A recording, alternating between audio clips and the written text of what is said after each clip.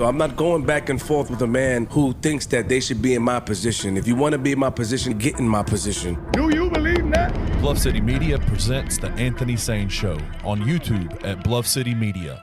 Stepping up to the microphone is your host, Anthony Sain. Acknowledge me. What's going on, everyone? Welcome to The Anthony Sain Show. Of course, Anthony Sain here live in the Bluff City Media Studios. Cold as shit. Where it is cold as hell. I'm in this joint, man, extra ashy. Yeah. Call me all the ashy in this joint. Look like my skin color down there. Gabe jokes about me all the time because, like, I don't wear, like, sandals and flip-flops and all that, right? So my feet and legs don't really get too – well, I wear shorts. But my feet don't really get too much sun at all. And Gabe and Sabrina, back when she was a little girl, used to ask me why my feet white. Like, why I had white people feet. My feet white as hell, bro. I might pull these joints out on the screen. But no, not today. Today. It's too cold. Yeah, it's too cold for sure for all that. But yeah, man. Speaking of cold, it's a cold night in Memphis, Tennessee. Ooh. On Monday night, Kenny Stubblefield, we got the news that Ja Morant will be out for the season. Unfortunate news that Ja, who just came back from his 25-game suspension, this Grizzlies team, man, I had my little algorithming. Kenny, I had my math formulas formulating, man. They were working, man. I had my 60% rule was happening, man. We were ahead of the curve, man. Your formula and your algorithm is better than the net, I'll tell you that. Yeah, man, it was looking good, man. It was looking good, man. We were doing the thing. We had some tough losses, but we were still above 60% to get to that magic number of 41 and 41 to get you right there in the hunt to be in the play-in. And then you get this news about Ja Morant. It's very unfortunate news. Many people, including myself, were throwing out the tank memes. I put mine out before the news came out. I kind of got a little birdie that this was coming. Does me really no benefit to beat the Michaels and the Drew Hills of the world. So I stayed in my lane. But we can call you Sain Sharania. Yeah, Sain Sharania is a real thing. For those of y'all who ever questioned it, I can still go back into the bag and get some information. But, you know, I'm the guy that I knew about Zach Kleiman was going to be the GM while he was still not the GM. Like, I was leaving little breadcrumbs about that. There's certain things that I've kind of known about that I've put. I knew that Chris Wallace wasn't making the draft pick in the draft. Like, I knew this stuff. You know what I mean? Like, I knew that before it happened. A couple of years too late. Yeah, man. But anyway, exactly. But anyway, we got the very unfortunate news that Ja Morant would not be playing. And then you start talking about, you know, do you tank, all these type of things. Let me just say this. I'll say the same thing that I said at the beginning of the season when people were saying, oh, let's just tank before Ja gets back. Yeah, you're not going to be able to tank with Ja Morant, Jaren Jackson Jr., and Desmond Bane, because as you see, in addition to Marcus Smart being on this team, those guys have a will to win, and they will find ways to beat a lot of teams. And we were on the path to do that. And people, no matter what you say about tall task or impossible to get into the playoffs and all these type of things, they were playing at a pace that would have got them into that 41, 42 win, mark. Very unfortunate that Ja Morant's not going to be there, but I will say this with the same energy. It's going to be awfully hard for those guys to quote-unquote tank, because tanking is when the coach and the GM and the coach in the front office can kind of find ways to tinker with things to start blowing games. It's kind of hard to do that when you've got all-star level players on your roster. Can the San Antonio Spurs do that, especially when you're playing guys like Wembanyama on minutes restriction anyway? Yeah, you can do those type of things with a team like that. Can other teams do it? A team like Miami would even have a hard time doing it. Dallas had a hard time doing it. You know what I mean? When they tried taking it at the very end of the season, and certain guys just weren't feeling that shit. You know what I mean? Yeah. But it'd be awfully hard. Golden State, you know what I mean? Yeah. You're really going to have to be, especially with today's NBA rules and things like that. But there is one thing that the Grizzlies do have in their favor. They have a coach that can say, hey, you need me to screw around with shit around the edges? You need me to not major in the minors? How many wins y'all try to not have? Hey, I got you. Hey, we saw what he did during the 25 games, I man. got you. I got you. I can make that happen. Hey, you need me to just bring Zaire Williams in and nobody knows why? We can do that with the quickness. Hey. You need Vince to sit for a couple. Hey, how many fouls you got, Jaren? 4? Oh, we'll see you in the fourth quarter. Hey, we'll see you with 3 minutes left. Hey, here you go. We don't want 3 minutes left, 5 fouls. We don't want him to foul out. Man. Let's get him out of the game. Hey, Bismack Biyombo been bad 10 games straight. Tillman's healthy. Hey, we're going to keep this thing going.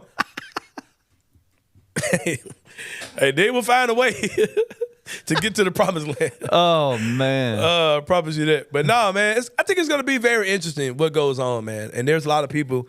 The big thing, we'll talk to Perry Sharkey about this. There's a lot of things that you guys are still going to be arguing about on Twitter. And I'll say this, man. I'll say this as clear as day, Kenny. As far as the whole thing goes, as far as do you draft or do you trade the pick? I don't know. Depends on when you ask me, man. Depends on what the hell you ask me. All right, today, how are you feeling? I don't know. Right now, I'm like, if you can convince Brooklyn right now, hey, y'all see what happened last night, bro. Come get this number one. Come get our first round pick. Give us Mikal Bridges, and we'll figure out the rest of it. Yeah. If they'll bite on that today, do that shit today. But if there's some guy that's like them 6'8", 6'9" wing that looks hella good in the draft that they're saying is gonna be around 5 or 6, you might want to go get him too. Here's another thing too, y'all have to stop doing, man. Y'all have to stop acting like there is absolute thought to be had at this point of the process, because you don't know. There's a lot of stuff that can change. You know what I mean? You don't know what the draft's really gonna look like. You got a whole college basketball season. You got a whole international play season. Yeah. And guys are gonna, like this Grizzlies team, there's a difference between scouting guys at the end of the first and scouting guys in the top 10. Yep. There's a difference in that. Total difference. Now, I know they still came out with Zaire Williams. I think that was a consolation pick. I think the Grizzlies' whole idea of getting into the top 10 is that they wanted the kid from Michigan that plays for the Magic, the German kid. I think Franz, yeah. I think Franz Wagner was their total intention that year, and they just kind of took Zaire because he was there. I don't think they really wanted Zaire Williams. Could you imagine Franz on this team? Man, talk about Cole. That man look like Luka playing for us. Bro. Man, talk about Cole. But no, man. Yeah, so, this is something else people, like, you don't know, man. You don't know. You don't know at this point what you need to do. It depends on what the offer is. Because people say, well, you should trade him for a player. All right, what player are we talking about? Because that matters. Right. You should take the draft pick. All right, who's going to be there? Yeah. Who's the guy? What pick are we picking in? What does our season look like?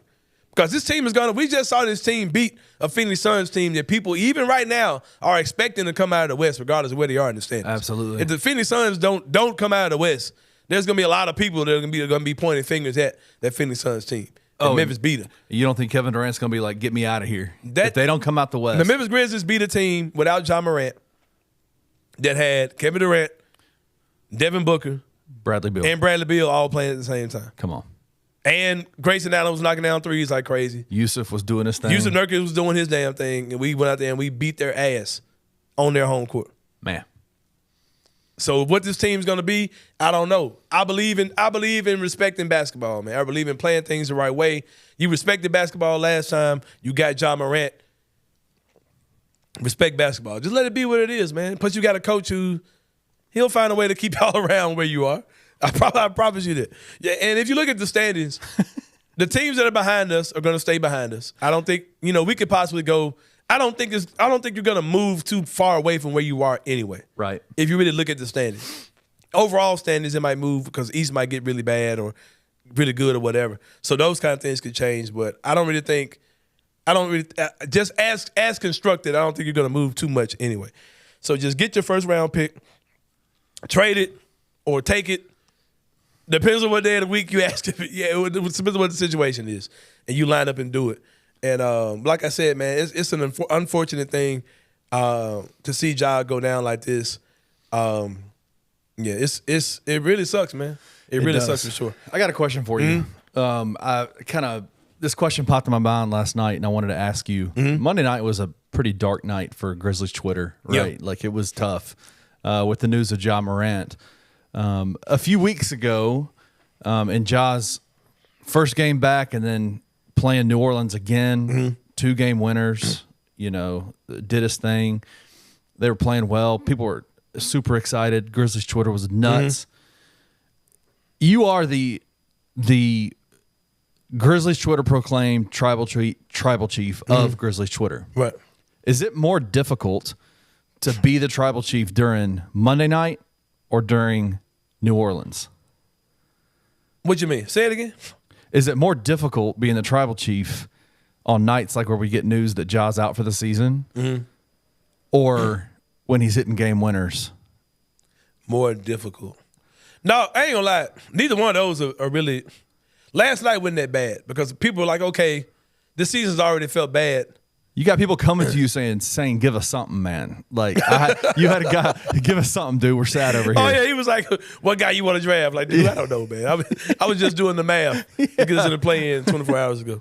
So, now I'm going to tell you, but as the tribal chief, the hardest time is when people are just kind of finding stuff to complain about. Right.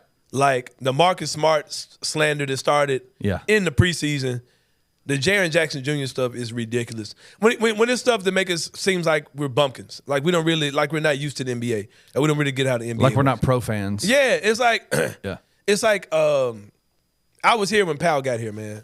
Yeah, and I thought Powell was a pretty good player. I thought he was a really good player, and I saw just like stupid mentality make you. Let people talk you into thinking that dude wasn't a hell of a good player. And I'm seeing the same thing happen with Jaren. It's a very loud minority when it comes down to the anti-Jaren stuff. Or just people are just weirdly negative about things in general. There's a very loud minority. But that type of stuff bothers me when I see there are a lot of nice ladies in Grizz Twitter as well, man. When I saw like the Dylan Brooks stuff and people being like mean or saying like foul stuff to women, that stuff kind of grieves the tribal chief. So, yeah, that's when it becomes more tough. Yeah, because that Dylan stuff, man. When these dudes are like Jock Ride and Dylan, like, and then seeing like national people or people saying, or just like people who aren't Grizzlies fans, like looking at us losing and being like, the Grizzlies need Dylan. They needed Dylan Brooks, huh? Like, man. And people taking that and running with it. Yeah, that was bothering me. Last night really wasn't that bad because, if anything, it's like, okay, season was already bad. This kind of like puts the fork in as far as they're probably not going to make the play-in. Let's just see what draft pick we can get or what trade we can make. Yeah. And plus, it kind of opens up the trades. I heard Daniel Greer and Mark King talk about this. Great job they did hopping in and just doing an impromptu live recording yesterday. But they talk about it kind of expands the type of trades you might do. Like you may be more willing to move a Luke Kennard or or Santi Aldama as you were 48 hours ago. So I mean, it shifts everything, right? Like it totally shifts. And you might just say, okay, if I want Vince Williams, screw it. I'll just waive Bismack. Right. Like I don't have to do anything now to make that happen. So and that changes the type of trades you can make because you don't particularly have to do a 2-for-1. Right. You're giving out two. You can do an even player for player trade now, right, as opposed to trying to make a room for Vince. I would love to see them experiment with Jaren at the 5. I would love to see them do that. Run some Jaren and Santi stuff. Go super small. We need Santi to step it up a little bit though. I'm gonna tell you another thing I'm looking at, man. With Ja being out, the Marcus Smart, Vince Williams, Jaren Jackson Jr. starting lineups. Ooh. Hey, that shit might be all right. You know what I'm saying? For real, though. Like, could you imagine being a wing playing against Vince Williams and Marcus Smart? Your head finna be hurting. Them folks had KD flustered out there, man. Them folks went out there in Phoenix with 3 of the greatest scorers in the NBA in the last 10 years. Kevin Durant, Bradley Beal, Devin Booker were all on the court at the same time, and we was shutting they ass down. We had weird-ass Zaire Williams out there looking like Mikal Bridges. Well, yeah, man. But it's going to be some interesting times coming up. I'm down for it, man. The tribal chief, the tribal chief is not going to be stressed. Whatever it is, man. I think it's a setup, man. This could set you up very well for the future if they go about it the right way. And I've got the confidence that this front office realizes what they need to do. But like that value, if anything happened yesterday, shout out to Ja. Of course, I send my prayers and thoughts for him because, man, he's going to be in a tough mental headspace for a while. But I will say that the value of this year's first-round pick skyrocketed when he went down. And I think it could be a blessing in disguise, man. And it's like you've been saying. you've been saying in the last couple episodes, we've been asking for trades from the Grizzlies front office, and it's like, man, these teams aren't willing to part. They're not going to part with their players. That first-round pick has a totally different value today than it had a couple days ago. Even the second-round picks do. Yeah, exactly. You know what I'm saying? Exactly. Like, all those picks do. But check this out. There are a lot of people who – I saw people getting mad at Ja when the season was sucking. Like, Ja's – he's number one on the list to blame. All y'all blaming Taylor Jenkins. You got to blame Ja first, right? What a sacrificial move by our franchise player, man. To give up, to trade in his body for what could be Mikal Bridges. Or to do some extra workouts. Right. Or it could be and hurt his shoulder. A first round draft, a lottery pick. You know what I mean? Shout out to 12. Nah, man, but seriously, really hope that he bounces back from this.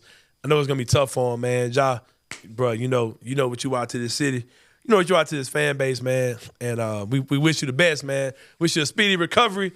See you back on the court 100% next season. Because, man, this team could be really good. Because you're either going to trade for a player or you're going to be in a position where you're drafting a guy that at the beginning of the season was not on your scouting report. You know what I mean? So, yeah, one of those two things is going to happen. But, yeah, man, I'm about to get out the way. My man Paris Shark is in the building. Like you see each and every Wednesday here on the Anthony Sain Show, we're about to have to sit down with Sain with my boy Paris Sharkey. We'll see you guys in a minute.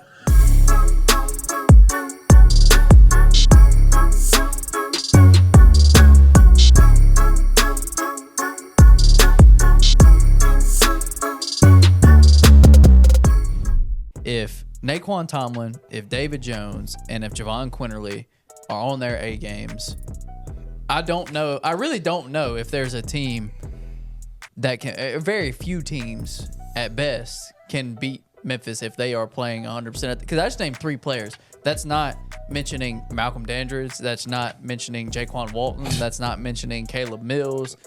That's only mentioning 3 players on a team that is extremely talented. Top to bottom. Nick Jourdain. Mentioned. Yeah. So it's like that's just their 3 best players, and if they're playing at their A game, how good can this team be? They're up to number 15 now in the top 25. They rolled 3 top 25 teams in a row. Tune into On the Bluff with Christian Fowler and Gabe Kuhn every Tuesday at 12 p.m. on the Bluff City Media YouTube channel.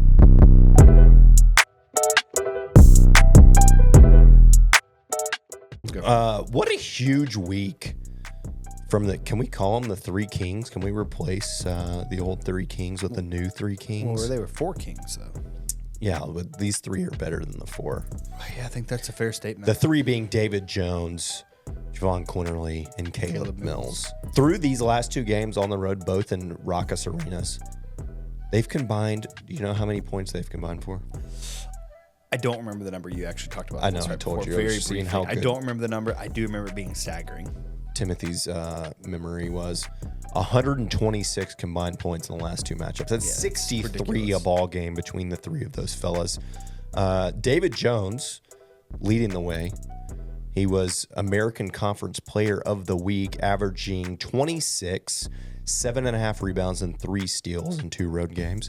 Dropped 23 on VCU with 8 boards, and then dropped 29 yesterday in College Station.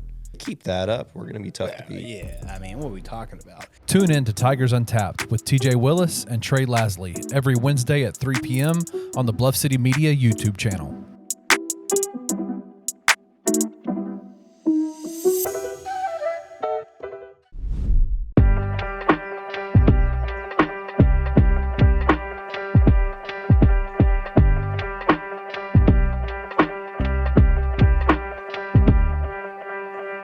All right, y'all, welcome back to the Anthony Sain Show. As y'all already expect, each and every Tuesday, my man Paris Sharkey, the Grizzlies beat writer for Bluff City Media, is in the building. Y'all know how he does here each and every Wednesday. Did I say Tuesday or Wednesday when we start? Y'all know it is, man. We record on Tuesday. Come out on Wednesday. It's a sad Paris Sharkey Yeah, today. man. Everybody's sad. He got his Tennessee Titans stuff on. We're going to talk about that later on in the show. I'm good. But He's got a song he wrote for Mike Vrabel as a man, eulogy. I know it's hard to let go of your boy Mike Vrabel. Somebody might start with some NWA in the beginning of that joke. Naysayers with the attitude, NWA. And that is the official last joke you'll hear from me with the naysayers thing. Are you over it? Yeah. Because it's everybody, white people thinking they can play back with me. Like, nah, bro, don't play with me. Like, don't do that. Y'all can't take that word from us, though, man. No, bro. If you know how I'm using it, if I know, Okay. Especially with that new player's last name. I ain't about to go into that. the Kaniga dude. The Kaniga? I'm like, nah, bro. Y'all not gonna do this right here, bro. We done. Oh, boy. That's over with. Y'all think y'all can play with me, so yeah, that's over. But yeah, because one dude was like, But my question is this, Anthony. It was a white dude that made it that word, like made that shift for and I that word. understand that, but the original word lank, he wasn't talking about no naysayers. Oh, we know that. So now naysayer has become a euphemism. Okay. So if I say it, parents can say it back to me, but I don't want white boys saying naysayer back to me. Like, nah, bro, get out of my face, bro. Because some dude hit me with the lank. I said, oh, no, bro. He hit you with the lank? He been like your ass about it. Wait, so is there a distinction between the hard ER and the A? Hey, we ain't even had that conversation. We ain't even having that? Hey, like my guy said, hey, if you want to say it, bro, for real. What's his name? What's the actor? The actor, yeah. He said, just say it. He was in Crooklyn. Yeah, he just Looked like say it. LeBron. Looked like an old LeBron. Or current LeBron. But no, but yeah, man. Look, I'm glad we started the segment off with some cheer and laughter. Yeah. We definitely were not in that type of space. Last night, when we found out the news that Ja Morant will be missing the rest of the season, season-ending surgery on his shoulder, you know how you just kind of be at the house, man, and you got people blowing your phone up, and what are you hearing about Ja? And I ain't hearing nothing, man. I ain't hearing, this, that, and other. Then you start hearing stuff, right? You got people telling you this and that. Like, oh, okay, that's not that bad. I guess we'll see. If we get the report comes out, he's, out with soreness. Oh, okay, that's understandable, whatever. And then you start hearing other people saying this, like, I ain't heard that, man. But I hope that's not the case. And then you keep watching and you find out that that's the case, man. Last night we heard that Ja Morant is out for the season. The instant responses from people, you knew they were coming. Everybody was saying what they had to say. Interesting thing is that they're saying he hurt himself, I guess doing free play or what they call it. Play around. Shoot around. But Was it Play dates, or whatever they call them. The play dates? I don't know if it's doing a play date or not. But I haven't had a play date. My play group. play groups, yeah. Yeah, like, Play date. I haven't had a play date since my kid was 3. Right. It's like, oh no. Hey, when you're a single man, them play dates is different, goddamn. Play dates might become a love connection. Yeah. Shout out to I ain't gonna say no names, but yeah. Shout out to all Gabe's friends. And they mamas. No, but yeah, man. It was they said he got hurt, in a training session, whatever. Yeah. That's kind of vague. You don't know if that's like training, like working out. Working training, out. That's like, what I thought at first. It's working out. If it's working out, bro, that is crazy. Yeah. It seems like, I don't know, man, because I don't know how things are ran over there. And shout out to all the people that are losing their minds. And I'll say this: the Grizzlies have done things that health and injury report wise that should cause you to be frustrated. Yeah. This ain't one of them to me. Like, I'm not. It is what it is, man. He was hurt. He's like, all right, y'all, I'm hurting. I'm sore. All right, okay, cool. MRI. I'm still hurting. Okay, let's Right. take a look at it. All right, you're done. You know what I mean? It's just, it's an easy timeline to see, what went down. Exactly. Or whatever. So I don't understand why, anyone would feel like we've been lied to. Taylor Jenkins said he was sore, like he was, bro. He was That's at all that he time. knew. He didn't That's know all the he knew. news. Yeah. Like, Yeah. So I mean, I'm not upset about any of that. Because we've been burned so much, Anthony. Yeah. That's why. I get that, but this ain't the. I didn't You look don't at get that as a overreactions. time. I didn't. I'm not tripping about this one at all. someone told me fan is short for fanatics, and that rings true. That's true for sure. Speaking of fans, it's cold as shit in here too. Y'all, Yeah, man. I don't know what's going on with the heat here in the Bluff City Media Studio. Wind blowing outside. Oh yeah, I came in and seen the blinds moving. I was like, damn. I'm about inside outside. Tell everybody what the temperature was in It the was room. 55 degrees when I walked in. I got it. I typically don't beat Kenny here, right? So sometimes I do. So I got it before Kenny, and I walk in and the blinds are moving. I'm like, all right, that's not a good sign at all. It's freaking freezing in here. It is cold. Yeah, so we'll get through it for sure. But another thing about fans is that there's been a lot of civil wars breaking out. On Twitter, in the spaces, message boards, a lot of Grizz fans going back and forth with each other about different takes. And I said, oh, well, at least with this Ja thing, with him being hurt, a lot of the arguing is gonna stop. So I started thinking, no, we got new shit to argue about now, man. I don't know what people were really arguing about last night. I wasn't really in it. I just kind of got on Twitter and got off. Tanking or not? Yeah, tanking. I mean, that's what it was. And that whole thing is just so crazy, man, because it's like tanking is not for developed teams. Like, it's kind of hard to tank when you're a developed team. And the players won't do it. The right. players are not. The players are not going to be a part of it. Exactly. Now, there's certain things you can do. Like, just. Because, like, you know, there's certain things you can do, you know, to kind of make that whole thing happen. But it's not like the players going to be like, all right, y'all, tank on 3, 1, 2, 3, tank. Right. And you can manipulate certain things. And people who say, well, you can just not play Jaren and not play Bane. You can kind of skate around it. But those guys both have individual aspirations that they're trying to achieve. So we'll see how that whole thing works out. But I'm going to go down the list of this tweet I put out yesterday about things I think people are going to debate about. And those both, that's basically going to serve as your questions for today. Do you play G.G. Jackson or do you leave him with the hustle? And why? You play him, but the caveat is that me and Terry Davis looked at this at the last home game. I think of the three two-way guys, it's 90 total games that they can play. Yep. And only one guy can play 50. So trying to play Gigi, if you're still gonna play Vince, and you need to find a way to get Vince on the roster. Yeah. That's the way it comes down to. Very soon. Yeah. We won't see GG until they get Vince on the roster. Basically, yeah. Yeah. But does it reset after he gets a regular roster spot? Does the games he played disappear, or those games still count towards that 90? I'm not sure. So that's interesting, man. Yeah, we need to see how many games he's played too. With that being said, bro, I'm not sure. And Jack and Gilliard played game. Yeah, that's what I'm saying. With that being said, I'm not sure that it's a given that you're going to see That's Gigi from the beginning. Yeah, it might be a while before you see Gigi in there, and then with that, they'll probably just burn all his out, and we'll see him after whatever you resolve with Vince or whatever. It seems like a good opportunity to see him because you don't really have a lot to play for at this point. You kind of know what you are. And, it would be good to see him. But because of those type of factors, I could definitely see a situation where you don't really see a lot of Gigi, especially not now. And also, the Hustle are not doing it well. So it's not like you're probably for a playoff spot in the G League either. So it makes more sense to play them. Yeah, so we'll see how that goes. I'm leaning to try to get him out there as soon as you can once, everything works out. There's been a lot of talks about we need to get a big man. Let's trade to go get a starting center or whatever you want to do. That doesn't seem as important as it felt 24 hours ago, 48 hours ago when you guys are watching this. Do you still try to make some type of trade? You have to make some type of trade if you want Vince Williams. Unless you're just going to say, okay, I'm going to waive Bismack Biyombo. But that kind of puts you up against the wall, too, if you don't have a starting center at all. So what do you do? Do you still make trades at all? I don't know. You still scour the trade mark. I think, and I think you said this on your last episode I was on here. Prepare for next year, basically. We was already in that mindset anyway. Definitely do that now. So wherever trade you're looking to, think about next year in mind. Think about what moves could make you better going forward. Now, I was of the opinion that they should trade Steve Adams. The reason why was because now this is year 3. The first 2 years, the first year he was borderline unplayable. He's played off the court in the series. The next series he got COVID and came back in later against Golden State, and that was considered a bad matchup for him. The following year he got hurt.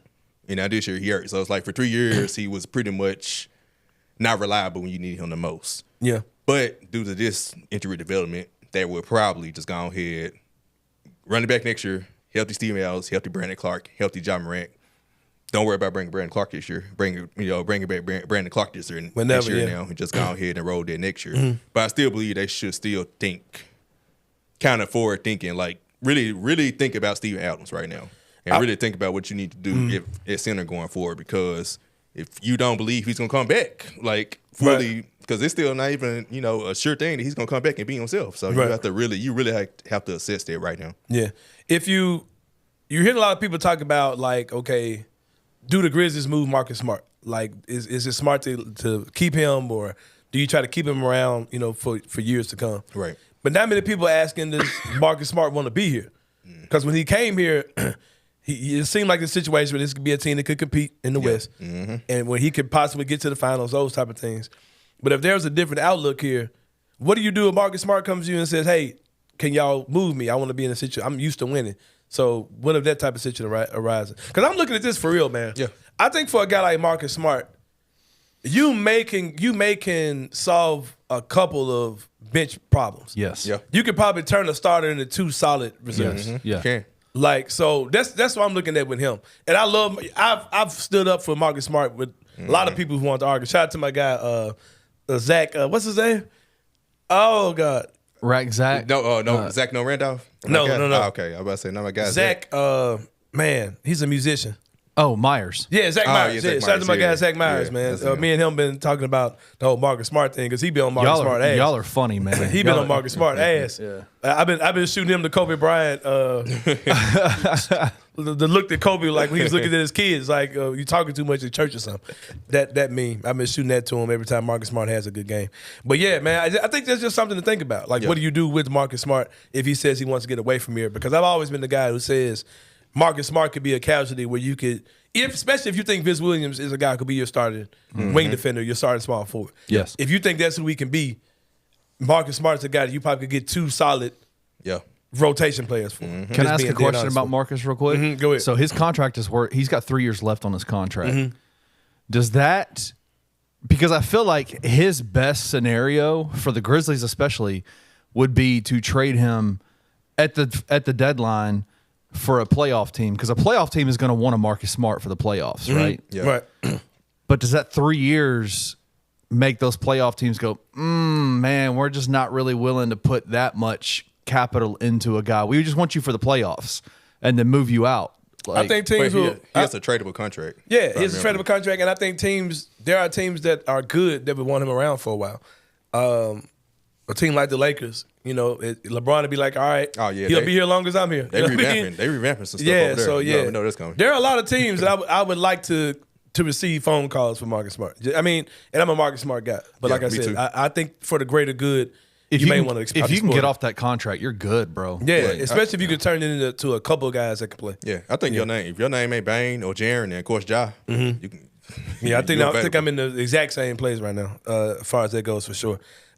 Speaking of that, with Jaren and Dez, how do you handle them going forward? Do you just let them just go out there and just go crazy? Do you kind of manage their, then of course with the fines and things like that in the league, you just can't do what you want to do. So how would you handle that situation with them? I'm not a person of tanking. I'm a person who the players get paid to play basketball. Right. If they're healthy, play them. Right. Now they have a little if they have a little injury that you feel could linger and get worse, then sit them or consider sitting them upon them agreeing to sit, because the players still got to decide that they want to sit too as well at some point. But as long as they're healthy and they want, or if they get like a little nicked up but they still feel like they can play them. I mean, in a sense, like I go back and I think you saw the tweet about the Houston Texans saying they didn't tank last year and they ended up getting the best quarterback in the draft. Right. And I said that was similar to the Grizzlies that year they got Ja Morant. Yeah. They didn't tank. Just playing And football. We supposed to got the 8 pick. Yeah, and we we just got went out there number and 2. played basketball. I We think got we the got number 2 rewarded. pick. Yeah. We got rewarded. The for not basketball guys. tanking. Yeah, They because reward New Orleans you. didn't tank that year either, Yeah. and they got number 1. Like Yep. I feel like those teams got rewarded for not tanking. So tanking. Now you talking to a draft conspiracist now. Right. So, You're right. now, I do. There's way too many. I do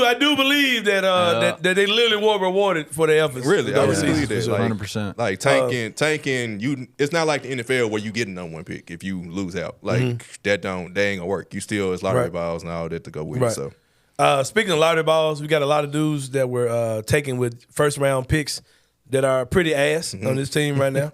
All things considered, you got the Zaire Williams of the world, you got the Jake LaRavias, the David Wrighties, those 3 guys that are Santi Aldama looking a little Santi suspect Aldama. lately. Hey, interesting point. Of those guys, we're gonna take Santi out of that group, but out of those guys I just named, which one would you like to see them put an emphasis on? Really, let's just try to break this guy, see what he is. Who do you really want to see them put maximum effort into developing during these games that may not matter coming up? I gotta choose Possibly one. soon. Right. Or you really just gotta say none choose of them. one. None of them is Yeah, answer, let me get except D. for answer. None of the above. Yeah. Right. Hey, There we go. I think I'm in the same spot with you. If you have to choose one, I say it's got to be David Roddy, right? nah. Nah, he's the least. David Roddy. I like David Roddy. He's legit like back end rotation role player, but that's what he is. That's his limit. Like I feel like Jake and Zaire actually have a higher ceiling. Yeah. but I don't see them reaching the ceiling If at all. if Jake wasn't super sorry, bro, the fact that we, in theory, he's a shooter. Yeah, if he could shoot, if he could that do it, skill would be the skill I want the best. like literally, if he could just do that. I don't think that's who he is. Right. Zaire is probably the best out of those guys. He should be. Exactly. He's He a number should 10 be. pick. You know what I mean? And it's like when Jai's not playing, I'm so sick of y'all which with Jai this is shit. now. I'm so sick of y'all with this shit. It is Right. like, when He's he gone play- now. John's gone Exactly. now. So. I haven't seen when he's on the court when Jai ain't on the court. So sick of y'all. Oh, I ain't saying he's so good. good when John's No, out there. Like, I'm bro, not this saying he's NBA good or with Jai, but the I'm saying Babysitter's Club. What I'm are we saying talking about, bro? I'm saying when I see him on the court with Jai, he actually does something worthwhile every once in a Man, while. I'm so over it, bro. All right, so are you a guy who says this is a big one? All right, now I'm gonna say this. I'm gonna skip to the next one. Let's say that you keep your draft pick, right? Just gave you a spoiler for the next one. One that I know y'all naysayers gonna be arguing about for the next 6 months. I said no more naysayers. No more. Had to get a couple more in. If you decide to keep your draft pick, do you draft for a position in the draft or do you draft for best player available? I'm a deep proponent. You always draft for best player available. With that being said, I have no idea. I looked at that. I don't know none of these I dudes. looked at NBADraft.net yesterday. This is the first draft I can remember ever in my life that I know. Look like NBA absolutely 2K nobody. when you put the import draft class. Like, It who was is like these maybe dudes? 2 players I recognized on that whole first round list. You did better than me, bro. If David Jones went on it. I don't know who the hell these dudes were. But go ahead. Matthew Morant was in the second round. Oh, yeah. He drafted him, as far as I know. But go ahead. You asked me. Matthew Burrell's pretty good, but go ahead. Take him in the lottery. I have no clue. So Yeah, man. hey, I let the people who scout, the people who What's look at DeAndre film. Williams doing? Yeah, nah. What's Mikey Williams doing? Nah, go ahead. He's a freak. Go ahead. I let the people have that know more about drafting, know more about the players coming out there. I do because I have no clue. But So, with that being said, best player available is what I always say you do. yeah, I don't. Here's the thing with that too, man. Like if you look at best player available, if you're saying okay, we need a wing. If a center's the best player available, shit, we need that too. You need a center. Yeah. That's the Right. point. You know what I mean? And if you say point guard, like, no, I don't want to take a point guard in the top 5. It's No. probably going to be John's backup. But if that point guard's 6'5", it can shoot, I might take him. That means he could be a combo guard. Yeah, right? exactly. Right. Exactly. Yeah, it'd be a hell of an addition to this team. But so it really depends, man. I think I'm in the same place. All right, here comes the big one. here. dope. This is what civil war within Grizz Twitter is going to be about over the next few months. Do you keep the pick that you earned at the end of the year, or do you trade that pick for a proven player in the league? You trade it as long as it's for not just a proven player, anybody, but an actual player that fits as your Right. legit 4-5 option. Mikal Bridges, for Right. instance. Mikal Bridges. Come of on the now. world. You know you're talking my language. People like you him. talking my language. OG not available no more, but Yeah. Jeremy Grant's. Yeah. Players Of the like world. those. Of the world. that fits as their 4th option, solid Yeah. 4th option with Josh Jaren and Dez, and there you go. And I said the same thing. We joked about this in the first part of the show.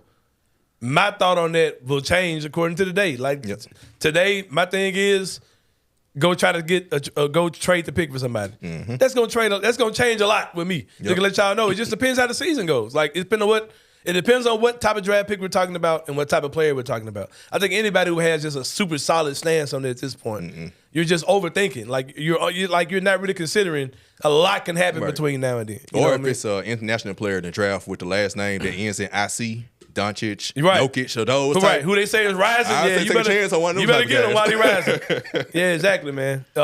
They coming in the league as a vet. Right, especially when he's fucking 30, years old. like Luka ass was when he came in the league. Yeah, shout out to you. Seen the jokes about Pascal Siakam. The dude was like, y'all know why them Pascal Siakam offers dried up. People know how old he is in real life. They finally got his birth certificate Yeah, in. they got the real age for your boy out here, man. But yeah, yeah, we're pretty much in the same place. So on F that them for sure. kids is over, right? Like, or you're still on It F them depends, kids, man. but it could depends, change. bro. Like because people said, okay, this is what y'all have to stop doing too. People said, okay, this is a weak draft, like whatever. All right, bro, weak draft, cool, right? Did the lively kid in Dallas, is he not did he not take them to another level? Absolutely. Yeah. So you telling me can we find can't? players in Yeah, the you draft. tell me you can't find a dude that can like come in and like really help your team out? Yep. Those guys are there, man, and you may have an opportunity to make a much better pick than what you would have done at whatever. If you were swinging for the fences with the playoffs, whatever. And another thing too, I talked to Kenny about is that, man, even if we go full throttle, like if they try to win every game, you're probably going to end up in the same spot you are anyway. Anyway, because I mean, the teams that are in front of you are probably still going to be in front of you. Like we're still behind Utah, man. And the teams behind you ain't gonna care. Man, And they're not gonna- Utah 110 spots. That's what I'm saying. So it's like, even if we are who we are, even if you're not flat out tanking, you're probably going to be around the same spot anyway. So just let the season play out and let it do what it does, man. There's my man Paris Sharkey. Like I said, he comes in here each and every Wednesday. Here on the Anthony Sain Show, about to take a break. Go do the 3-pointer, man. We're going to talk about some other stuff going on in local sports and around the NBA, around the whole sports sphere. With my man Paris Sharkey here on the Anthony Sain Show.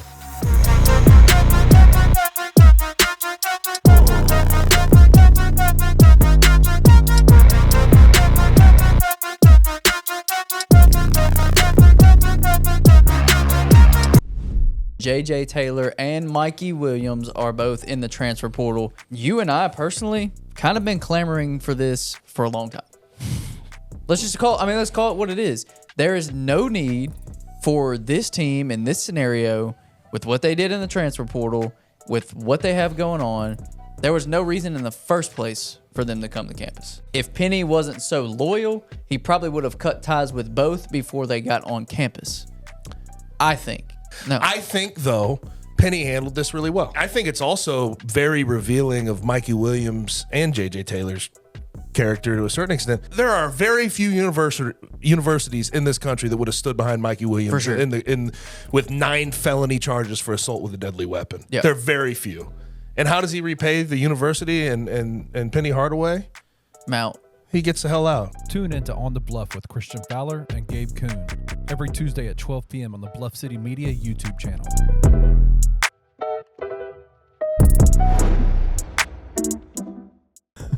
Look, I get both sides. You win every game by 1, you're a national champion. 100%.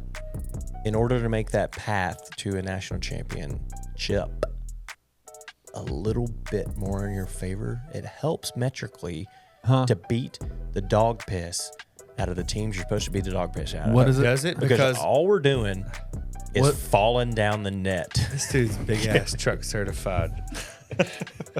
Kenny told Trey if he used the word net, he was going to throw something at him. And he And did. he threw the softest microphone cover in the world at me. I didn't know what it looked like a brick. I thought I was about to be Home Alone 2, New York City. Suck brick, kid. I'm kidding. I will say the last 2 games have been disappointing, to say the least. You think 10-0 Penny run. gives 0 That's my problem. F's about You the- have to. No, you don't. Yes, you do. You don't have to. You don't have You to. don't have to. You do. That is for the nerds out there, It's and not. that They use that shit for seeding. It is January 2nd. It is too damn early to be worrying about those metrics to me. yes. It's not. Tune in to Tigers Untapped with TJ Willis and Trey Lasley every Wednesday at 3 p.m. on the Bluff City Media YouTube channel.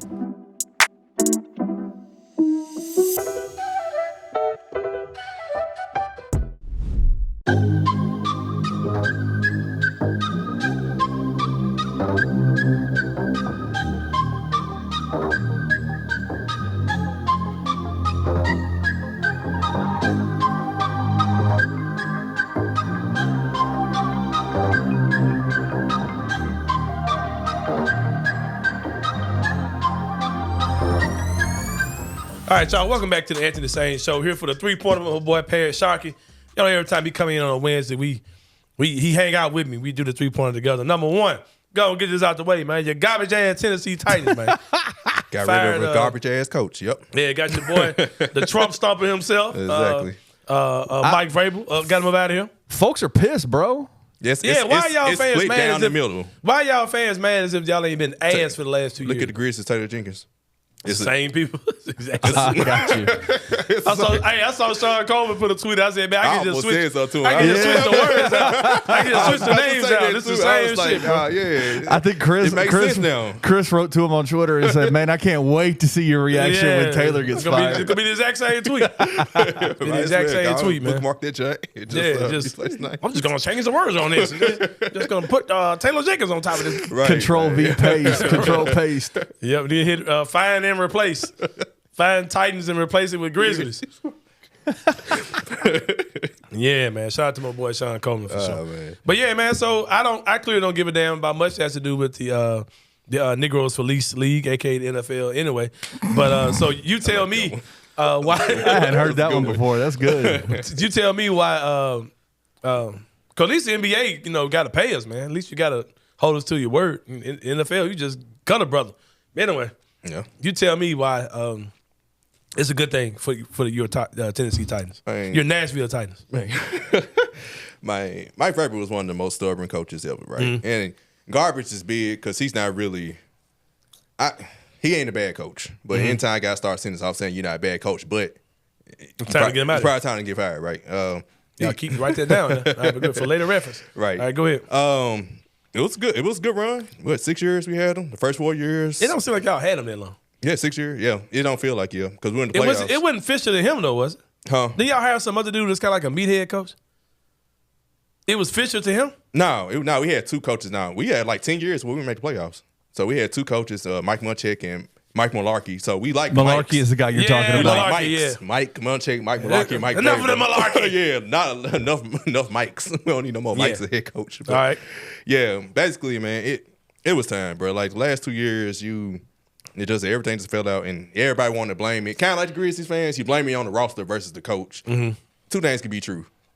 Our offense sucked. Mm-hmm. We still play this 1960s, 1970s style offense. Mm-hmm. That's all I'm coaching. He kept hiring them sorry offense coordinators. Yeah. And they kept slowing out. And at some point, I'm not blaming the coordinator no more. I'm blaming the person who hired him. Right. All right, here's another question I have, too, about the Titans as well.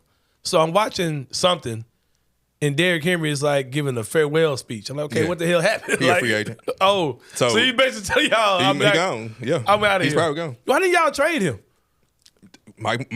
The coach that just got fired. I remember. He ain't the GM though. He ain't, but think about it. They fired the GM and hired a new GM and kept him as coach. So he still had a lot of say-so in decisions, although you had a new GM because he was still over from the old regime. So Mike Vrabel still wanted, for my assumption, he wanted more power.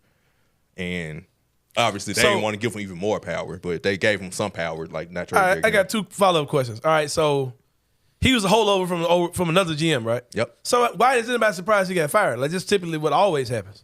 All right, that's one thing. And then number two, I heard people talking about the Titans about to trade Derrick Henry in the offseason. Mm-hmm. And people was like, no, that's not real. That's not happening. That's not true. Why didn't y'all trade Derrick Henry? Why y'all let one of the best running backs in the game just walk? Because they coach. So basically, you had a new GM. He looks at the roster. He's thinking it's going to rebuild now. Mm-hmm. Mike Vrabel is the coach. He don't want to rebuild. He going to try and win. Hard as hell for the 8 and 9. Yo, 9 and 8. Just go 6 and 11. So you push to try and win, push all your chips to the table, and we go 6 and 11. You're fired. Yeah, man. Simple as that. It seems like he wrote a check his ass couldn't cash. Mm-hmm. Ass couldn't cash, and they got his ass up out of here. You think the Titans are putting all their weight behind the backup running back? What's his name? The kid from Spears. Tajay Spears. He looks good too. And also, it's trying to make the offense more modern. So as great as Derrick Henry was, he's not a pet. Most running backs you run, catch. You can run, catch. Yeah, it's you got to play a certain offense for him. Right. And it's like in today's NFL, you're not winning you're not going to be a Super Bowl contender playing that offense. We'll see how that goes. Not that I care at all. And this one dude was like, how do you shit talk the team that's in your state? Like, man, I live in Memphis State. Like, I don't know. We live in the state of Memphis. Can't know what's going on in Nashville, there bro. are folks in Nashville. I'm not a like Tennessee Titans. Vols fan. Like, what are we talking about? I don't care about them. I saw somebody posted something on one of our YouTube videos and said they're in the state of Tennessee. We should be rooting for them. And I'm like, are you kidding me? Who said it? I mean, no. Talking about what? Talking about the Vols, talking about the Titans, talking about all of it. It must have been on TJ and them show. I don't know. They ain't came on my show talking about no damn They must have You been out there want with to trip for Vanderbilt? Yeah, You want exactly. us to MTSU? TSU? I cheer for Austin MTSU. Peay. That's because of my daughter that goes to school right now. Let's go. I ain't got no other reason to Right. pull for nobody over there. And I had to have that talk with her ass too. I said, "You are not in Memphis." No. Like you are not in Memphis no more.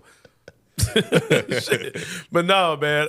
Number 2, the University of Memphis has a lot of shit going on. We got breaking news while we were recording the show that the whole thing that possibly preventing the University of Memphis from taking over controlling rights to the Liberty Simmons Memorial Stadium, Simmons Bank Liberty Stadium, yeah, bro. There you go. Yeah, You better get it. You better I get didn't it even right, know man. that. I Yeah, still hey, know it's Liberty Bowl. Hey, with all the shit I done talked about the Tigers, with all the shit if you think I ain't gonna be in that new ass building, you lost your mind.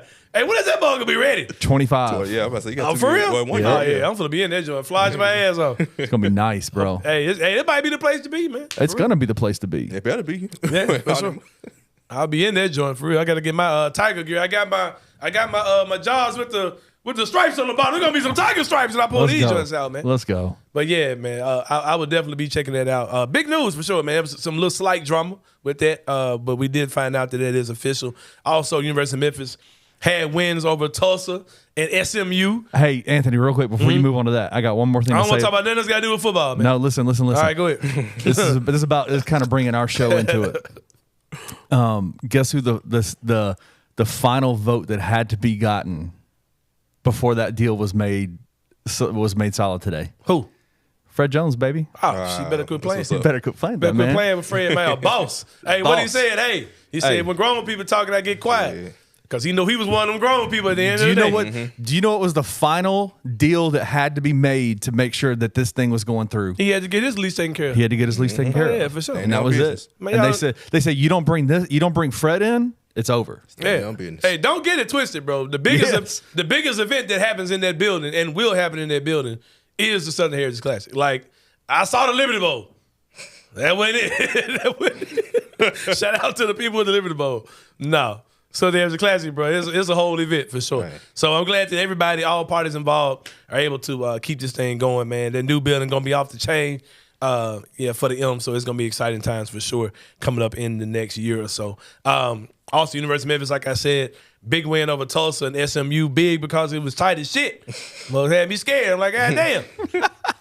Like, man, I'm trying to rock like full blown with y'all this year, man. Boy. Y'all really finna lose to freaking Tulsa?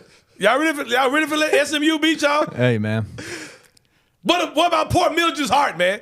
Have y'all thought about Agnes? We had some fallouts in the stands during those games, man. What you mean? Who? I'm just joking. I'm messing No, around. but no, man, big win. I'm not the guy who cares about the Yeah. way the Memphis win these games.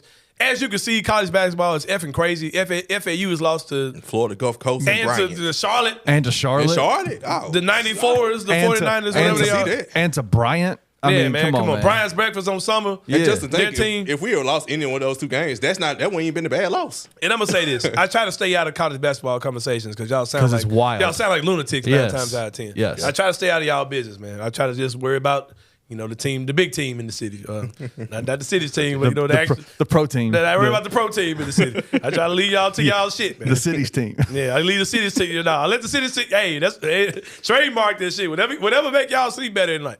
Like the city's team. I leave that to y'all. Go Right? win that championship. Watch out. Yeah, go on win that championship, man, for sure. Cause we'll be partying in the streets. Hey, we'll be there at Bill Street. I don't know who all will be partying because Agnes, They have curfews. It's 82 years old, so I don't know how much partying she's gonna do. No, but what I was saying, man. Shit. Oh, I'm not the I'll say this. I don't understand this net rating stuff y'all talk about. Right. It sounds like the craziest thing in the world. It's the wildest thing ever, bro. But I'll just say this. If teams are losing, if you're seeing that teams that we beat are losing to other teams, and everybody across the country is losing, that should let you know that whether we're the second seed or the sixth seed in the tournament, we're on the same. We can go in there and make a run and just beat the hell out of everybody. Like it's like there's nobody to really be intimidated about. Exactly. You know what I mean? Because guess who's not losing? We ain't. Memphis. Right. I mean, so what do you why are you tripping, man? Like, and you're saying that, like, People are freaking out. yeah, and you're starting to see teams who are flat out just taking wild 3-pointers and getting lucky as hell taking threes. Coaches are starting to open up their playbooks as far as getting more 3-point shots off. And if teams are hitting shots, man, you're going to have a tough night. You know what I mean? And we've dealt with that. And I'll say this as well. I don't want this to be misinterpreted, but this is my same brain interpretation of what I see with this Tiger team.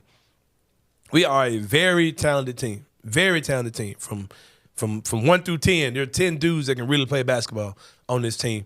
And shout out to my boy Jaden Hardaway too, man. Yeah. Come on, man. Because Clutch defensive play. when they took Malco out, Yes. I was like, what the hell is Penny doing? Like, that dude got the block that won that game for them the other night. Like, you can talk about Quinley hitting the three. Yeah, he big You talking time about Jalen three. Young or you talking about Jay? No, Jaden Hardaway. Jaden Hardaway got that block at the end of this damn SMU Before the game. three. Got you. Yeah, like if they had a score, got fouled at the end of that, Memphis would have lost that game. He was Got about you. to dunk or something. Yeah. Dunk a They layup. he turned their play at the rim into a Memphis possession, and then that set up for them to come out and knock that shot down. Like, that was a huge play. But what I'm saying is, I don't know what I'm saying. It's insanely cold in here as well. I keep interrupting you. Yeah. Oh man. You're talking about shout out Jaden Hardaway. This is a talented team, right? There's a lot of talent on this team, but there's also a lot of guys who came from ass teams, so teams that just weren't good, or teams that were disappointing. You know what I mean? Outside of Quinterly, who played for Alabama, that was a good team. The rest of these dudes came from teams that weren't that good, man. So during certain moments of the game, their animal instinct is, I've been here before. Like, I'm about to lose. But they're learning and they're gelling and they're figuring out how to win games collectively. You know what I mean? And I think as time goes on, that anxiety or those fears or those, this is a that loser mentality is going to leave these guys, and they're going to realize we're way better than all these teams. Because at the half, they're coming back and they're smashing these teams. Easily. Like teams that they're struggling against. Even the Villanova game, they were down 40 at the half. Yeah, they won they came all the way back. 35-14 run or something like that. It was 23-0. I know. This is a very talented team, and I think as time goes on, you're going to see Memphis smashing these teams. I don't care about who we beat. If this is a team that we lost to, sure. But we beat these teams, man. Yep. You cannot take those wins away. We're going to be a top 10, top 15 range team when it comes down to the tournament. And they're going to rate us appropriately, man. Like, we're going to be fine. And if not, we're as good or better than any team they're going to line us up against. Right. So go out there, man, win the whole goddamn thing if that's what you want to do. And shout out to Quinterly for that. Last month that dude got balls. That Ole Miss game. That's that damn NBA Jam floater. Yes. Like, after that Ole Miss shout game. out to him, man. Hey, all he had to do was just put 2 feet on the ground, man. That's all he needed to do. That's all he needed now to do, he's man. winning. Now he's winning the shit, man. And he had time to do that in the Ole Miss game. Yeah. Yeah. I'm going to lean to you guys on this one again as well. My boy Tomlin. Why is he not getting more time? Like, now, I fool with my boy that looks like full grown Gabe to me. What's his name? What's his name, Kitty? Our power forward. Nick Jourdain. Nick Jourdain looks like full grown Gabe. Like he looks like what Gabe probably is gonna look like when he's a teenager. Yeah. I don't know if he does or not, but I just say the dude looks like full grown man, Gabe. if Gabe grows up looking like Nick Jourdain, bro, Gabe's a pretty handsome kid though, man. Ain't gonna tell Anthony nothing, bro. That man's gonna go play D1 ball, pro ball, and modeling and model at the same time. Yep. But yeah, so what I was saying about Naquan. Yep. Why isn't he starting? Why didn't he playing? Why didn't he playing? Why didn't he play? Why didn't he play him more? Because okay, what happened? Well, he got 4 fouls in like 3 minutes against SMU. So he really is DeAndre Williams clone. Yeah, no, he's DeAndre Williams. You ain't like, hey, bro, I put the meme out there. Hey, okay, girl, here's my question. Like, what is DeAndre Williams doing right now? He's in Houston. Why he ain't playing basketball? He's going overseas soon. Okay, bro, prove to me that they not the same dude. Exactly. I'm a conspiracy dude, bro. Like, prove to me that they not the same dude. How you go from like, okay, now I can't play college, but you ain't playing nowhere now? Like, no, man, stop. Come on, man. Then, like, as soon as he's ineligible, the Scooby Doo, the Jordan Brown dude, the Jordan Brown dude don't pan out, and now you done roll in. This is this is a dude who just played for Kansas State. Never heard of this dude in my life. He come here scoring 15 and 15. Like, nah, bro. Like, where this dude? Hey, dude is balling. Oh, he's good. He's really good. I'm telling you what, though, what's crazy is like what we're getting from Naquan and what we're getting from Malcolm is exactly what we thought we were going to be getting from Jordan and Malcolm. Because Malcolm, dude, has played his ass off this year. He has played. I mean, he damn near won the game last night. Oh yeah, he had a play where He defended the shot. Yes. Turned around and got a big rebound. And Yes. It was incredible. Like his game-winning plays Malco's making, man. He's super physical out there, athletic, strong. He's looking like the player that, that we thought he could be from his freshman year. Yep. He's really good, man. He's really been helping the team out. And this is something y'all got to stop doing too, man. Don't nobody owe nobody no damn apology, bro. Like people said what they said based off what they saw, bro. At like that time. based on what's in front of you. Like if that changed, cool. Like you're happy for him. Ain't nobody. They tripped me out. Ain't nobody finna go apologize. For. Make the apology as loud as the Right, disrespect. because we called them out when they were sorry. Yeah, man. It is what it is, man. I'm not apologizing for nothing. We can be happy for him. Yeah, and it's like, for sure. yo, congrats, bro. Like, Yeah, for sure. Other University of Memphis news, of course. JJ Taylor and Mikey Williams will be entering the transfer portal. Orange Mound's own Mikey Williams. dog. How sad is Orange Mound right now? Yeah, man. To lead, you're probably the biggest. Him and Anthony Elmore are probably the two biggest names.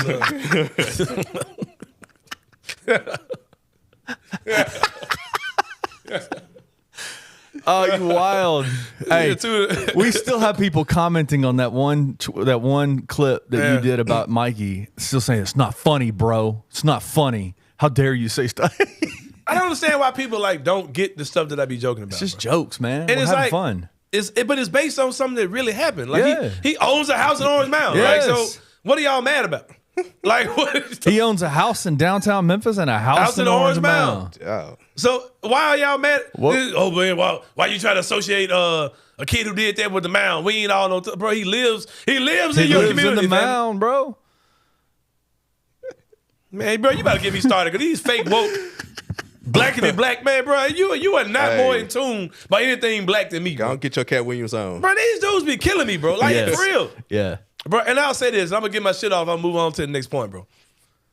In my 10 years of doing independent journalism, or just trying to find my way in media, right? You would think that my biggest adversary would be some racist ass white person. Because people crack jokes, people say, Sain's always playing a race card. He's always doing this. No, man, it be you freaking naysayers. They got something to say all the time, bro. They be the worst ones. Or think I've got to answer to some blanket black criteria to do what I gotta do. Dude, you are not blacker than me, bro. And you ain't definitely not in the trenches. There's a bunch of y'all mothers out there talking your ass off about stuff, but ain't really doing nothing out here in these damn streets. Just a bunch of talkers. Take care of are you taking care of your kids? Is your baby mama straight? Is your girl straight? Get out of my face, dude. Anyway. Yeah, number 3. Right? I just had to, because I know that particular comment about the whole Mikey Williams Orange Mound thing had people coming at me about stuff. Like, dude, you don't even know what you're talking about. Anyway, Kenny. Yeah, I apologize. I had to get my shit off right. No, you got it, man. Yeah, I ain't trying to go viral in this bitch. How But Parrish, how bad is the loss of JJ Taylor and Mikey Williams? I mean, okay, I'm about to get back on white people now. Let's take Y'all done stir me back up. Let's take it back to Caleb Mills. Caleb Mills was actual loss. Yeah. Yeah, I right. had them two you just hadn't played. Go ahead and talk about that. I'm gonna come back. I'm gonna get on white people in a minute. We're gonna come back to Michael Williams. We gotta make this right. Because y'all just discussed me with some stuff y'all been out there saying. Go ahead. I flipped that to Caleb Mills. Caleb Mills was a loss. Yeah. That was a bigger. That's a much actual loss. Yeah, it's tough, man. How does Penny come out looking at all this though? I mean, people are like, He stood by him. me and Anthony have had numerous conversations ad nauseum about should Penny have just dismissed them immediately as all this stuff came out, and he didn't. Stuck with the dude this entire time, and now he gets repaid with Mikey and JJ going, we're out. Hey, Penny got a good heart. What goes around comes around. Bruh, Penny. That's all I gotta know. Penny does not come out of this looking bad. I'm not even going to say that those kids are disloyal. I'm not going to say that. Because here's the thing, man. We talked about this back when it happened. Penny played this in a way that made him look like the perfect, like he handled this absolutely perfect, man. Yep. You got a kid that's a very high-profile kid. High profile to the point where Javon Quinterly, who was like the leader of the Jelly fam, was probably like, damn, this dude, that's that dude. You know what I mean? Like Mikey is a social media, viral video megastar. Is a very young age. You know what I mean? So you're talking about a very high profile kid who's got a huge following. I think Penny handled this the exact way that it should have been done. The kid. It's not like the kid was sitting on your bench, man. It's not like the kid was even on campus. You know what I mean? Even Penny in was the just city, saying he had houses here, but he wasn't here. It ain't like Penny got to put him in them houses. The kid moved to Memphis. You know what I mean? But Penny basically was like, people acting like Penny had the kid like, you know, like he was just really like standing out in front of a gun for this kid. Right. Bad analogy, bro. Yeah. But like, people acting like Penny really was just standing out in front of a gun for this kid. And the thing is, Penny managed it perfectly because Penny basically put it in a position where I'm going to let the legal system determine what happens with him. Exactly. I'm not gonna. I'm kicking you to the curb. He's gonna say I support you because the legal system is gonna make a decision on whether or not you're gonna be here or not. Exactly. And once they made that decision that made him eligible, then Penny's like, okay, I still gotta take time. I don't want you on this year's team, so we'll see if you get your stuff together, and we'll revisit this next year. We'll see what that looks like. Right. So Penny came out looking good. So the kid was like, I don't want to wait or whatever. I don't know what happened with this kid. Just a new age college. I know what basketball. they're saying, but I don't know what happened. You know what I mean? It might be true. But with that being said, man, Penny handled this perfectly. I don't think the kid betrayed Penny because Penny, I'm not trying to downplay Penny at all. I think he handled this well, but I don't think there's any level of betrayal on Mikey's part. I don't think he did Penny wrong at all. I don't really know where that's coming from at all. But number 3, your boy Draymond Green out here threatening retirement. He said he spoke in his conversation with Adam Silver, said he thought about retiring. He had a podcast link in that tweet, man. Hey, troller, bro. Hey, can this be the last time we talk about Draymond Green? Yeah, it will, because it's about 3 weeks in a row. Yeah, it is. It's about 3 episodes in a row, man. Bro, I ain't gonna lie. When you're talking about all-time villains, he's up there, he's man. solidifying his legacy, man, for real. You know what I mean? Dylan Brooks, you got a lot of hard work to do, man. yeah. Like this current class of villains, Draymond and Patrick Beverly. Man, I saw Patrick Beverly say something so wild, bro. I said, bro, that sounds like the biggest crock of shit I've ever heard in my life. Like Russell Westbrook, like some kid was asking for an autograph. I just fell down some weird. Okay, my kid Gabe screws up my YouTube algorithm, right? So like, I'll go on YouTube. And just this random weird NBA shorts will come on, right? And it was like, was Russell Westbrook right for blowing off this fan? Like it shows this kid trying to get an autograph, and Russell Westbrook blows the kid off and goes about his business. Patrick Beverly, bro, who is a all-time heel, all-time bad guy, for those of y'all who don't know that wrestling term, heel. All-time bad guy. He says, no, man, because if you look, the kid's got a blue marker, right? And he said, man, I learned my rookie year, man. Oh, like, God, I heard that. If you write with the blue marker, you can take that ink and then stick it on something else and multiply your signature. I said, Batman, first of all. Dog, I heard him say that, I said, too. first of all, Yeah. it's a damn lie. And second of all, even if it did, man, your signature's going to be backwards as hell. Exactly. Oh, wow, dude. I heard that. I remember Oh, him saying God. that. So villain standing up for a villain, man. But Draymond Green, like, with all that being said, you sound ridiculous, bro. Like, come on, man. The man said he thought about retiring. Your ass needs to retire anyway. Like, so I'll give you that. But I don't want to hear nothing about you. You thought about retiring. That made me think about that TNT special he had after he punched Jordan Poole. They did like a whole special. Hey, I admire that man heel work for sure. Trust me. This man said multiple times, this is too much for me. Bro, every bit of this is your I fault. just want to punch somebody in the ball so bad. I just want to hit somebody in the nuts. I want to choke somebody out. I want to punch them in the face. I want to hit my own teammates. I want to, man, dude. I can't help it, man. It's too much, Anthony. Too much, man. But yeah, man, we about to take a break, man. That's your 3-pointer for today. When we come back, inside the same brain, we talk about how much times have changed out here at Kenny Stubblefield. Times have really changed. We'll talk about that and more here on Anthony Sain Show. See you guys in a minute.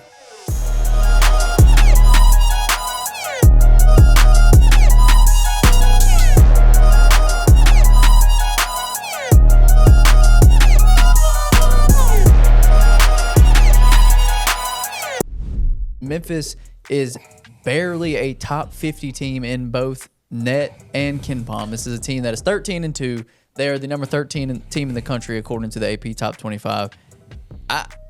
Can you make it make sense? No.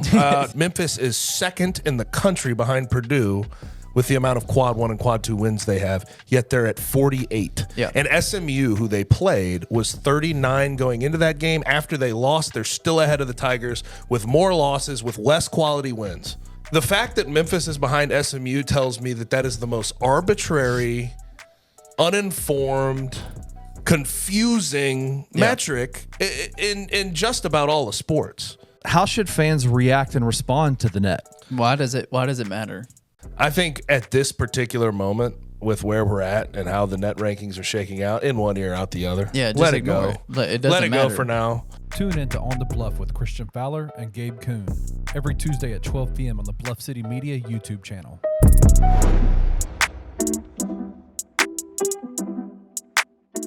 Obviously, the biggest news is the Caleb Mills injury, which I was ready to come in here and absolutely rip Tulsa University a new one because Man. I was 105% confident that he slipped on a wet spot on the floor. I think he still can. I think Didn't it's have okay. a stretcher, a wheelchair. Didn't have a stretcher, wheelchair, nothing. That's true. Our head coach had to participate in carrying him off. I didn't notice any sweeper boys I know. or girls, whatever. But I will say they did confirm after the fact that he did not, in fact, slip. His knee just, which Burger stick? I don't know. Ugh. Your knee giving out. He went so high in the air for. He did. Yeah, that's nasty. It was weird. I don't like it at all. It is truly an unfortunate situation, right? I hate it. I think everyone agrees that he was the glue guy for this team. Right. Tune in to Tigers Untapped with TJ Willis and Trey Lasley every Wednesday at 3 p.m. on the Bluff City Media YouTube channel.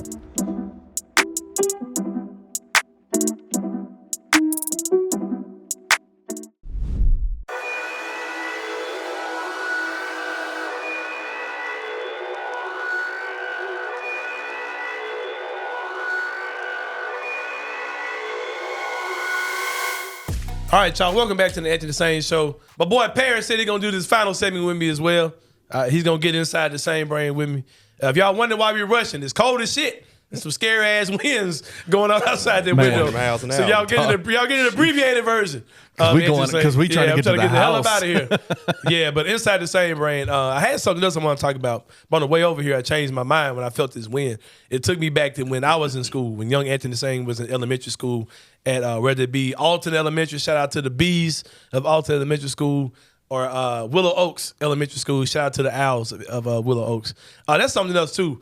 I need to make a note of that to tell you about my Willow Oaks Elementary School experience because it's one that you'll never see again. Remind me that that's what the next Inside the Same Brain is going to be, Kenny. But anyway. Got you. It took me back when I was a young lad at elementary school, right? When we were writing on a chalkboard. You understand how archaic that is to write on a freaking chalkboard, man? Man.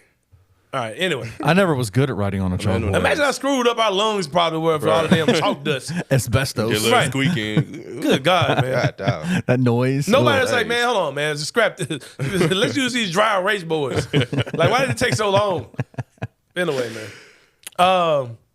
I remember when it would be weather situations like yesterday or today or whatever you guys are watching this, like extreme weather, right? We have like tornado drills. Yeah. And we would like literally, we were instructed to get down and put our heads under our desk. Do the hand of the Yeah, head. put your hands over your head. Y'all did that too, right? Yeah. And We if went you the were hallway into our the lockers. hallway and all that Yeah. type of stuff, right? But like these kids today, if something happens, like if it's tornado weather, like the weather technology hasn't really changed. Like it hasn't really advanced. At least I don't Yeah. think it has. Like we know when tornadoes are coming, we know when snow is coming. But they used to send us to school like Oh, yeah. Bro. You're right, because they don't go to school for nothing. Oh, man. Yeah. We still went to school. You know, ain't lying. bro, the sister was putting our ass in harm's way, bro. And y'all, I'm probably 15 years older than you, bro. So Even when I was in school, we was But still. yeah, y'all until I was still got in to- school. Probably when I got to high school and even tornado stuff, we were still going. But like snow, we got yeah, up anything. like But if there's like, pre-high school, nah. but like we look at it now, like oh man, we look at like a badge of honor. No man, that was dumb as shit. Yeah. Like why would we going to school knowing it was gonna snow, bro? Like, knowing our streets ain't built for that. good God, bro. I'm just thinking as a kid, like man, like. And I remember there was an actual tornado that happened while we were in school, right? And we had to do the drill. Like, it was real. And, like, why? Like, we knew the tornado was coming. Why would they?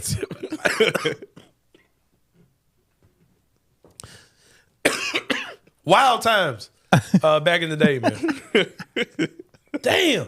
And I see people like, oh, they let their kids out of school for nothing. They should. That's the way we should have been out for the same thing. They let them out if it's cold outside. Yeah, because these babies got to stand and catch a bus outside. Like when they got to walk to school, it's cold as shit.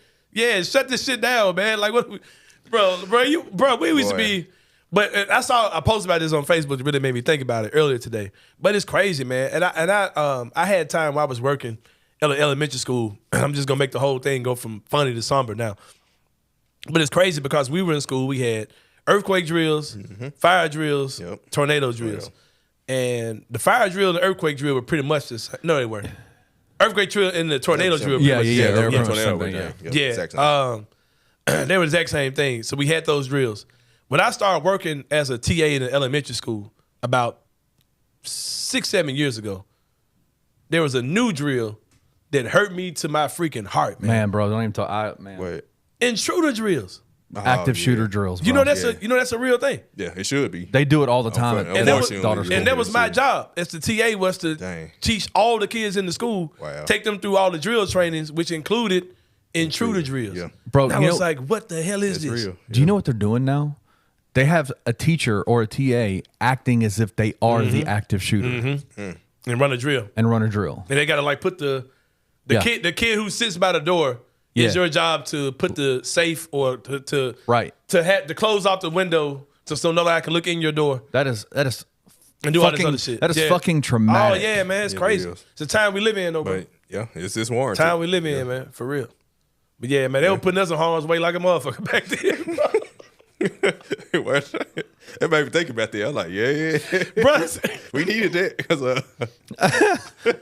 damn. Now I know like a tornado or earthquake might just pop up. You know what I mean? Yeah, you can't do that. I mean, earthquake, you can't perfect. No tornadoes, you know they coming. Them straight line winds, you know they coming. Them snow water, you know it's coming, man. And we used to, damn. Better safe than sorry. Because these kids don't wake up in the morning until like, oh, did we go to school today? You know, these kids know today they not going to school Monday or Tuesday. They know they ain't going to school. I still had to get up in the morning. We had to look at the bottom line of the news and like, all right. Early as hell getting up. Yep. But that joy of getting back in that bed though when you saw your school name. You ain't never lied. Man, some things have changed for the better, man. We did some. They did some wild shit to us, bro. Some wild shit to us indeed, man. I heard Jalen Rose say it one time. He said, man, a lot of times we hear people say things like, back in my day. No, that shit was not better. That was not better. No. Back in my day doesn't make it right.